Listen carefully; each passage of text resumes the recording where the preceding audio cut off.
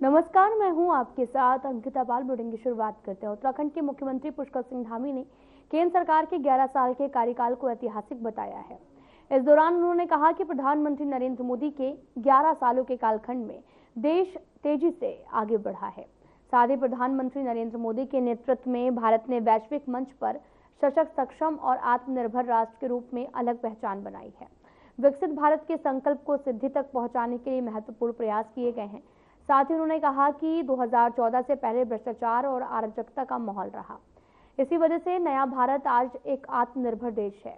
11 वर्षों में अनेकों काम हुए जिसका सभी देशवासियों को लाभ मिल रहा है।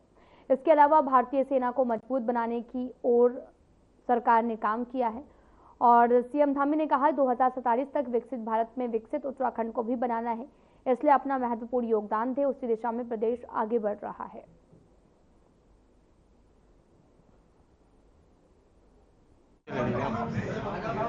हम राजनीति के उस ऐतिहासिक कालखंड के एक महत्वपूर्ण पड़ाव के पूर्ण होने के अवसर पर यहाँ पर उपस्थित हुए हैं, जिसमें आदरणीय प्रधानमंत्री जी के नेतृत्व में आज भारत दुनिया की एक बहुत बड़ी वैश्विक शक्ति बना है।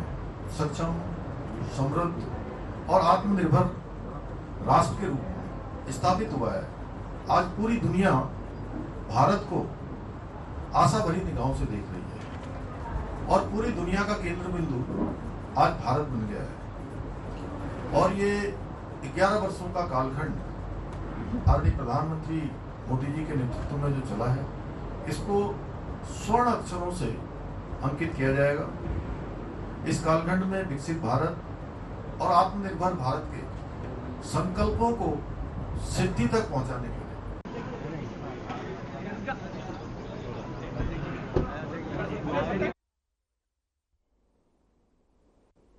उत्तराखंड के देहरादून जिले में सड़क कनेक्टिविटी और यातायात सुरक्षा को लेकर केंद्र सरकार ने राष्ट्रीय राजमार्ग 7 के सुधार कार्य के लिए 720 करोड़ से भी ज्यादा की लागत से परियोजनाओं की स्वीकृति दी है। मुख्यमंत्री पुष्कर सिंह धामी ने इस महत्वपूर्ण स्वीकृति के लिए प्रधानमंत्री नरेंद्र मोदी और केंद्रीय परिवहन मंत्री नितिन गडकरी का आभार व्यक्त किया है। उन्होंने कहा कि ये परियोजना न केवल देहरादून, हरिद्वार, ऋषिकेश के बीच तेज और सुरक्षित आवागमन सुनिश्चित करेगी, बल्कि चारधाम यात्रा मार्ग को भी अधिक सुलभ एवं सुगम बनाएगी।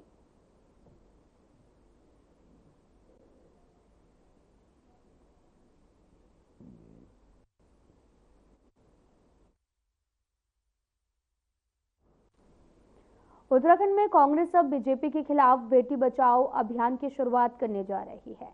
हाल ही में हरिद्वार से बीजेपी नेत्री ने अपनी ही बेटी का यौन शोषण करवाया था, जिसके बाद में कांग्रेस ने इस अभियान को चलाने का फैसला लिया। वहीं कांग्रेस के इस अभियान पर बीजेपी ने पलटवार किया। साथ ही बीजेपी के प्रदेश अध्यक्ष महंत भट्ट ने कहा कि बीजेपी नारी शक्ति का सम्मान करने वाली पार्टी है और यदि ऐसे कोई भी मामले सामने आए तो पार्टी ने समय से पहले ही उस पर एक्शन लिया है। इसके अलावा उन्होंने ये भी कहा कि कांग्रेस पिछले चुनावों में मिली हार की खींच उतारने के लिए ये सब कर रही है।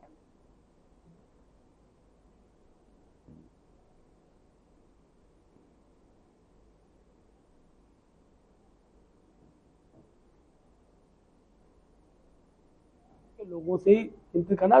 कांग्रेस का महिला संगठन है, उसका क्या स्वरूप आज की तारीख में हो गया है। 5 लोकसभा में से एक महिला को टिकट नहीं देना, विधानसभा के अंदर किस प्रकार से उत्तराखंड की जनता उनकी महिला प्रत्याशी को हरा देती है। इसलिए जनता हराती है कि उनके कार्यकर्ता हराते हैं, ये बताएंगे। इसलिए इस प्रकार की चर्चा का विषय बनता नहीं है। भारतीय जनता पार्टी मातृशक्ति का सम्मान करने वाली दल है। बहन बेटी बचाओ भाजपा के दुराचारियों से जिस प्रकार से उत्तराखंड में एक के बाद एक महिलाओं के खिलाफ हिंसा के मामले, बलात्कार के मामले, नाबालिग और अबोध बच्चियों के रेप के मामले प्रकाश में आ रहे हैं और उसमें भारतीय जनता पार्टी के लोगों का, दायित्वधारियों का, पार्टी के पदाधिकारियों की संलिप्तता है। बहुत खतरनाक ट्रेंड है और हरिद्वार की घटना ने तो पूरे उत्तराखंड को शर्मसार कर दिया। एक मां जिसकी गोद सबसे ज्यादा सुरक्षित बच्ची समझती है, उस मां ने अपनी 13 साल की नाबालिग बच्ची को जिस प्रकार से उसके साथ यौनाचार करवाया, उसका बलात्कार करवाया, उसके साथ इतनी घृणित कृत्य हुआ है।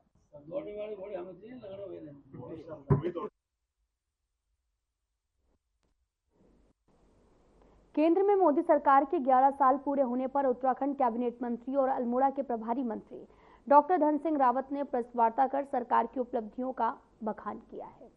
उन्होंने कहा कि प्रधानमंत्री नरेंद्र मोदी के नेतृत्व में देश में शिक्षा, स्वास्थ्य, आवास और मुफ्त राशन जैसी तमाम जन कल्याणकारी योजनाएं सफलतापूर्वक चलाई जा रही हैं। उन्होंने बताया कि प्रधानमंत्री आवास योजना के तहत अब तक करीब 4 करोड़ गरीबों को आवास उपलब्ध कराए गए हैं, जबकि 65 लाख से भी अधिक लोगों को मुफ्त में राशन मिल रहा। साथ ही उत्तराखंड की विकास योजनाओं का जिक्र करते हुए मंत्री रावत ने बताया कि टनकपुर बागेश्वर रेल लाइन के सर्वे शुरू हो चुका है।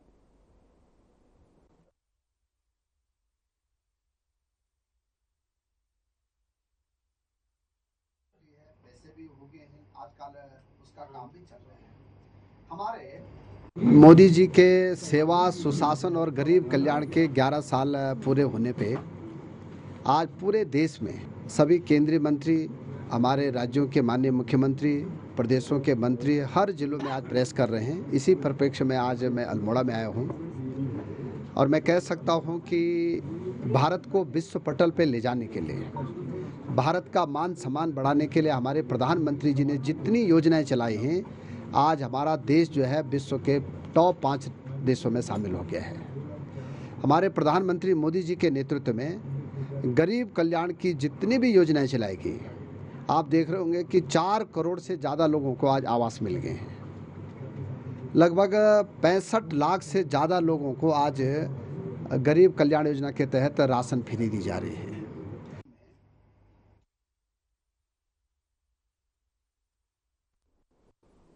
उत्तराखंड त्रिस्तरीय पंचायतों में रिजर्वेशन का नोटिफिकेशन जारी हो गया है।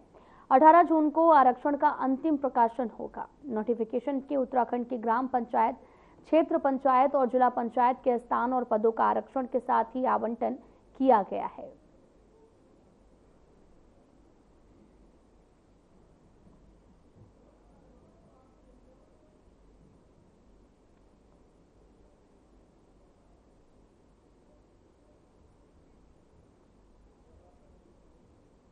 विकसित भारत का अमृतकाल सेवा, सुशासन और गरीब कल्याण के 11 साल कार्यक्रम के तहत विकास खंड द्वारहाट के अंतर्गत एक बहुउद्देशीय शिविर का आयोजन किया गया, जिसमें कैबिनेट मंत्री डॉक्टर धन सिंह रावत ने उत्तराखंड अध्यक्षता की है। और इस शिविर में कैबिनेट मंत्री भी मौके पर मौजूद रहे और साथ ही 32 महिलाओं को 15 लाख रुपए से भी अधिक के चेक वितरित किए। महिलाओं को ये धनराशि उन्हें रोजगार स्थापित करने के लिए दी गई। 5 दिव्यांग व्यक्तियों को सहायक उपकरण भी वितरित किए गए। 5 महिलाओं को महालक्ष्मी किट का वितरण भी कैबिनेट मंत्री ने किया है।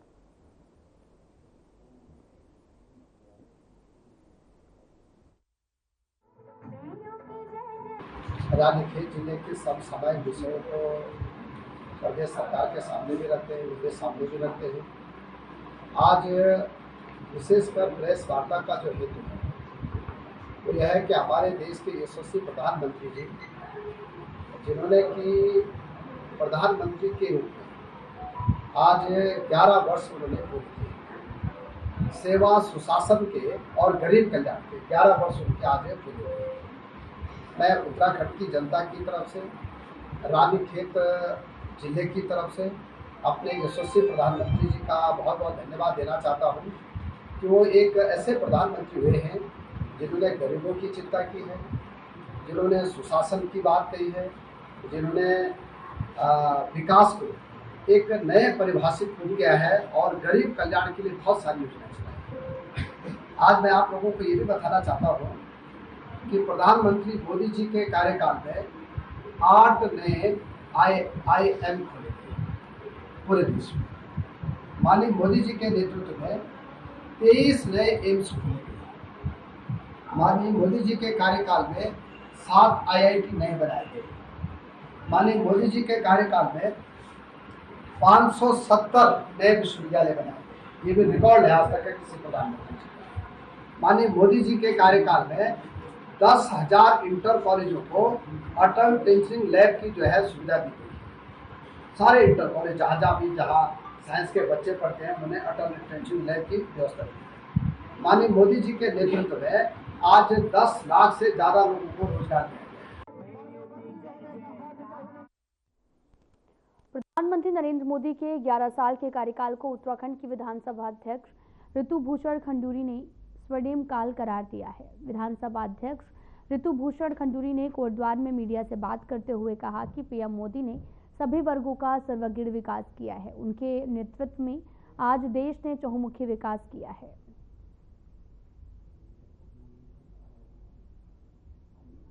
को 11 बजे बोलते हैं आप लोग। एक ऐसे प्राइम मिनिस्टर हैं जो यूनिवर्सल कवरेज की बात करते हैं, वो रिलीजन की बात नहीं करते हैं, वो कास्ट की बात नहीं करते हैं, वो केवल ये कहते हैं कि उस व्यक्ति को जिसको आवश्यकता है उस तक विकास पहुंचना चाहिए। सो एक ये बहुत बड़ा चेंज जो पूरे देश में देखने को मिलता है और जिसको लोग अब समझने लगे हैं, सवाल करने लगे हैं कि अब हमें आप केवल वर्गों में नहीं बांट सकते हैं कि ये फलाना है, ये वोट बैंक है, ये फलाना वोट बैंक है।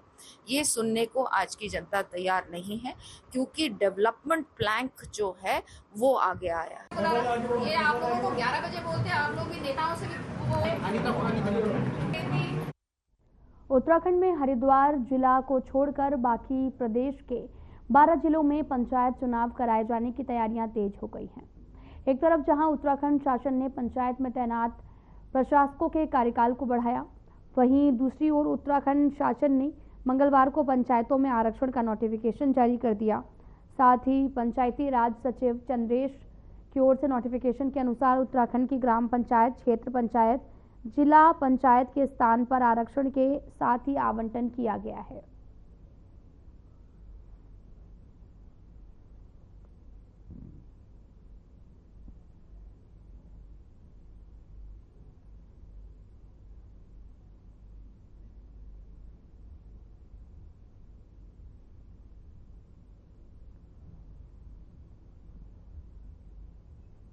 जसपुर में अनाज मंडी समिति परिसर में 17 जून को जिलाधिकारी नितिन सिंह भदौरिया की मौजूदगी में तहसील दिवस का आयोजन किया जाएगा और उप जिलाधिकारी के अनुसार क्षेत्रवासियों और फरियादी तहसील दिवस में पहुंचकर अपनी शिकायत को रख सकते हैं।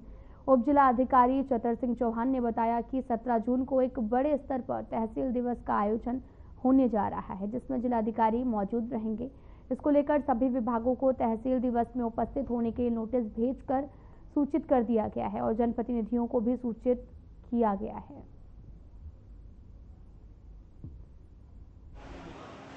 सभी जो जितने भी विभाग है सभी लोग सम्मिलित हैं, सबको पत्र यहाँ से प्रेषित कर दिया गया है और सभी लोग को 17 तारीख को अधिकारियों को आने के लिए अवगत कराएं। इसके अलावा जो सक्रिय जो हमारे लोग हैं, जनता है, उनसे भी आह्वान है कि वो भी तहसील दिवस में आए और ये माननीय जिलाधिकारी महोदय जी के साथ होना है।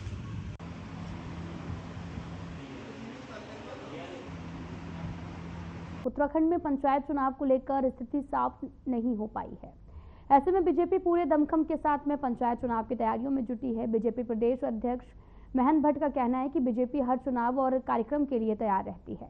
बीजेपी का लक्ष्य है ग्राम सभा तक बीजेपी कार्यकर्ता जुटे रहे।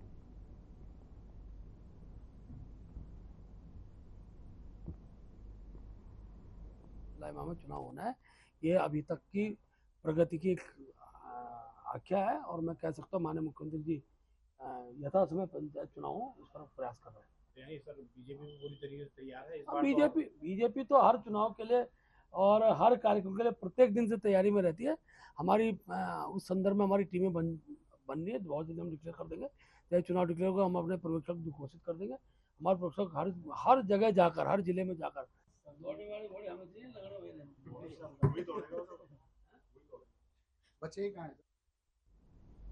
देहरादून प्रशासन ने महिलाओं को आत्मनिर्भर बनाने के लिए एक महत्वपूर्ण पहल की है। प्रधानमंत्री और उत्तराखंड के मुख्यमंत्री की सोच के अनुरूप हिलांस आउटलेट कम किचन की स्थापना की गई है, जिसमें महिलाओं को अपने उत्पादों को बेचने और आय बढ़ाने का बेहतर मौका मिलेगा। इस योजना के तहत देहरादून में 3 स्थानों पर आउटलेट खोले गए हैं, जिसमें कोरोनेशन अस्पताल, कलेक्ट्रेट कैंपस और गुजपानी क्षेत्र में है। यहाँ की महिलाएं अपने बनाए गए खाद्य पदार्थ, हस्तशिल्प और अन्य उत्पाद सीधे ग्राहकों को बेच पाएंगी।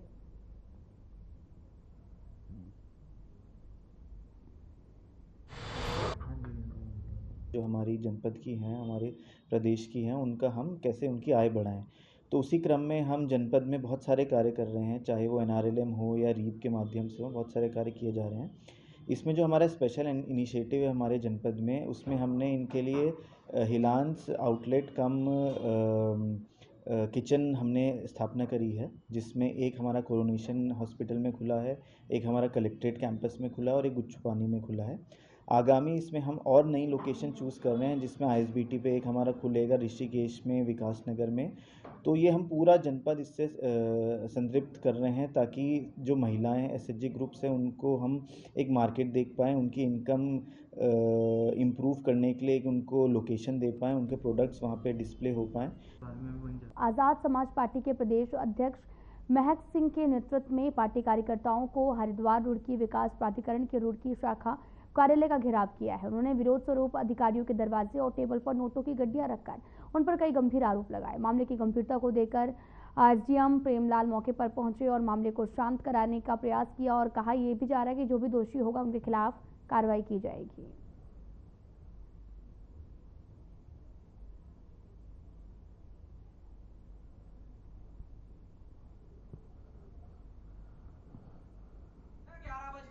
HRDM आए हैं, आप देखो 12:30 बज गए, जय साहब भी नहीं आए यहाँ।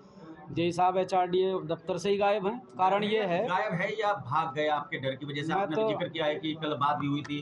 कल मेरी बात हुई थी, मैंने इन्हें कहा था कि अपने ऑफिस में मिलना, मैं आऊँगा अपने साथियों के साथ में, और अब तक तो ऑफिस में नहीं है। तो मुझे ऐसा लगता है कि जो भ्रष्टाचार इन्होंने किया है उसकी पोल खोलने के लिए हम लोग आए हैं, तो उसके डर से ये लोग आज ऑफिस में ही नहीं है। ये हमारे छोटे भाई हैं राव अकरम जी, ये छोटे भाई हैं सुमित जी। ये राव अकरम जी 2016 से HRDA में काम कर रहे हैं, नक्शे पास कराते हैं, आर्किटेक्ट का काम करते हैं। और राव अकरम जी जो है लगातार आज तक जो जितने भी पैसों की इन्होंने डिमांड की है उस पैसे को इनके द्वारा इन्हें दिया गया। जेई साहब अपने चेलों को भेजकर जो है एक मोटी रकम वसूल करते हैं। भीम आर्मी के जो प्रदेश अध्यक्ष जी हैं वो आए हुए हैं, उनके साथ उनके कार्यकर्ता सहयोगी आए हुए हैं, और इन लोगों का आरोप है कि HRDA में जो भी कार्य हो रहे हैं यहाँ के कर्मचारी धांधली कर रहे हैं और भ्रष्टाचार के आरोप इनके द्वारा लगाए गए हैं। तो क्योंकि ये लोग यहाँ पर ये डिमांड कर रहे थे तो मुझे यहाँ पर भेजा गया। मैंने इन लोगों की बात सुनी और ये लोग इस बात पर सहमति बनी है कि एक शिकायती पत्र देंगे और शिकायती पत्र को जो है इनके हायर ऑफिसर्स को भेजा जाएगा, वो उस पर जांच करेंगे और यदि ये आरोप सिद्ध होते हैं तो उनके अनुसार जो है उन लोगों पे कार्रवाई की जाएगी कर्मचारी। ये घूसखोरी का मामला है। एक प्राइवेट इन्होंने कर्मचारी रख रखा है, शाहिद इन्होंने रखा हुआ है। ठीक है। वो 307 का मुजरिम है, गैंगस्टर उस पर लगी हुई है, अपहरण का उस पर केस है। मेरे पास सब प्रूफ है। सरगड़ी का है, अफजाल उनके फादर का नाम है। मैंने अंशुल जी के यहाँ उनकी शिकायत की थी तो उन्हें हटा दिया गया था अंशुल जी के द्वारा। फिर भी वो क्या कर रहा है, जेई साहब उसके लिंक में है। जेई और रई दोनों उसी के अंडर में काम कर रहे हैं शाहिद के, क्योंकि वो गुंडा है, सबको मारने की धमकी देता है, इनको भी दे रखी होगी उसने। ठीक है। उसने मेरे यहाँ भी, मेरे ऑफिस पे भी 2 गाड़ी भेजी थी। एक टाटा टियागो थी, उसमें 10-12 लड़के आए थे। फिर एक दूसरी गाड़ी थी i20, उसमें भी थे। नंबर प्लेट उसमें एक्टिवा थी, जो मैंने उसमें सर्च कराया। कहाँ था आपका ऑफिस? कहाँ था? मेरा ऑफिस गणेशपुर में है। अच्छा।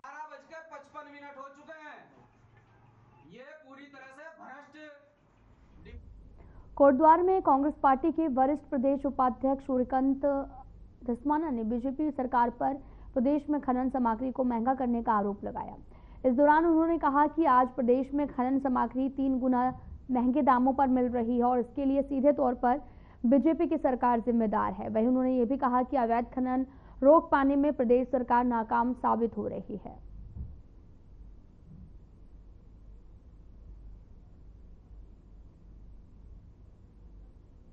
सरकार, राज्य में भी आपकी सरकार, पुलिस आपकी, खनन अधिकारी आपके, खनन विभाग आपका, तो आपकी नाक के नीचे अगर अवैध खनन हो रहा है और उसके बाद तुर्रा ये कि हम राजस्व, रिकॉर्ड राजस्व इकट्ठा कर रहे हैं, तो आप वो रिकॉर्ड राजस्व कहां से इकट्ठा कर रहे हैं? राज्य की जनता को जो सामान 1 रुपए में मिलता था वो 3 रुपए में मिल रहा है। 3 गुना आपने रेत का, बजरी का, पत्थर का, कंक्रीट का, सारा कोर सैंड का जितना माल आज बिल्डिंग मटेरियल में लगता है वो 3-3 गुना रेट पे उत्तराखंड के लोगों को मिल रहा है। गंगा हमारी, जमुना हमारी, शारदा हमारी, खो नदी हमारी, तमाम नदियां हमारी, हमारा पत्थर, हमारा पानी, और हमको आप महंगा खनन दे रहे हो इस राज्य के लोगों को। इससे ज्यादा दुर्भाग्य। ऋषिकेश में 2 युवकों पर एक नाबालिग से दुष्कर्म करने का आरोप लगा है। चाची की तहरीर पर पुलिस ने दोनों आरोपी युवकों को गिरफ्तार कर कोर्ट के आदेश पर जेल भेज दिया है। आरोपियों में एक समुदाय विशेष से मामले में हिंदू संगठनों का बयान आया है। उन्होंने आरोप लगाया कि समुदाय विशेष के युवक और उसके साथ के नाबालिग ने बहला फुसलाकर दुष्कर्म किया है और इस पूरे मामले पर नारेबाजी करते हुए प्रदर्शन किया। वारदात में शामिल समुदाय विशेष के युवक घर पर लगे ताले को तोड़कर सामान बाहर निकालने की कोशिश की। पुलिस की मुस्तैदी के चलते हिंदू संगठन घर का ताला नहीं तोड़ पाया है।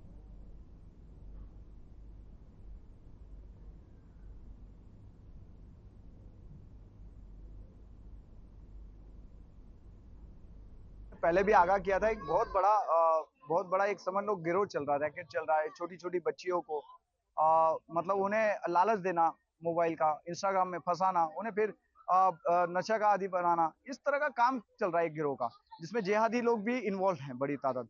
हमारा ये बोलना है कि इनको लड़कियों को लेके जाके जो हमने बोला था कि फ्लैटों का सत्यापन करो, ये सत्यापन बहुत ज्यादा जरूरी है। यहाँ जो कौन कौन लोग हैं जो बाहर से आए हुए हैं, इनका सत्यापन होना जरूरी है। वो फ्लैट वाले में 2-2 घंटे के कमरे दिए जा रहे, बच्चियां वहां जा रही हैं, वो बच्चों को फिर वहां पे छल्ले उड़ाए जा रहे, नशे किए जा रहे, वो बच्चियों को लालच, मतलब माँ बाप से जो सपने हैं, उन माँ बाप को, परिवारों के सपनों को खत्म किया जा रहा है उन फ्लैटों में।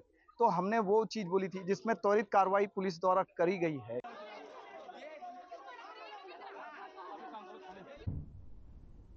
फिलहाल में इतना ही। नमस्कार।